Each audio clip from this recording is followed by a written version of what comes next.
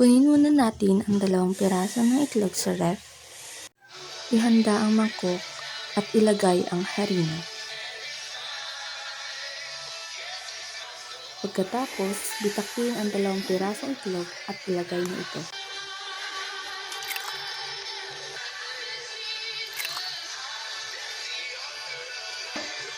Sunod naman, maglagay ng tansadong asukal.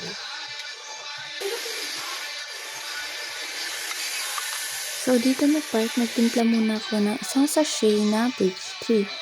Guys, depende kung anong gusto nyong gatas, but I prefer birch tea kasi ito yung available dito sa bahay. So nakapaglagay na nga po pala ako dito ng 1 tablespoon ng baking powder, kaso hindi pala nakaplay yung video. But then, alam naman po natin na baking powder is important kasi ito yung nagpapaalsa sa ating lulutuing pancake. Kaya naman halu-haluin natin ito ng mabuti.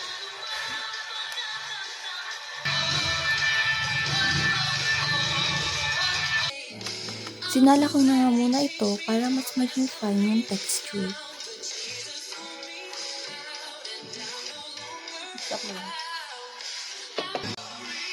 At pag ganito na nga itsura, ready to cook na. At kita nyo naman, wala na talagang buo-buo at maganda na ang texture. Isalang na nga natin ang non-stick pan at hintayin uminit. At pag mainit na nga, maglagay ng butter or margarine. But I use margarine kasi ito lang yung available dito sa bahay.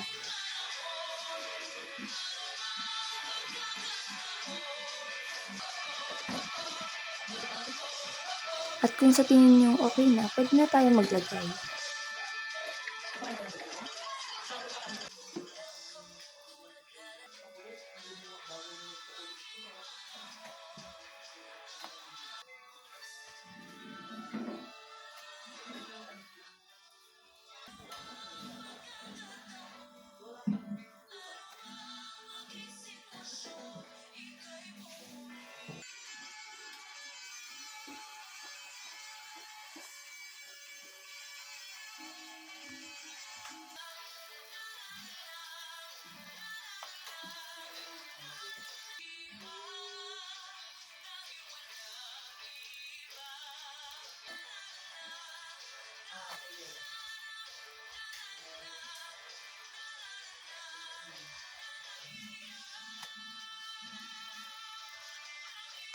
And tada! Nakaluto na nga pala ako dito ng 2 pirasong pancake.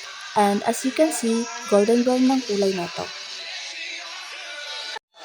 And nakaluto nga po pala ako ng 6 pieces ng pancake. So guys, lagyan nyo na ng toppings na gusto nyo. Kasi si Papa nag-request na lagyan ng margarine at sugar na lang. At ayan na, ang fluffy pancake na siguradong magugustuhan ng pamilya. Subukan nyo na!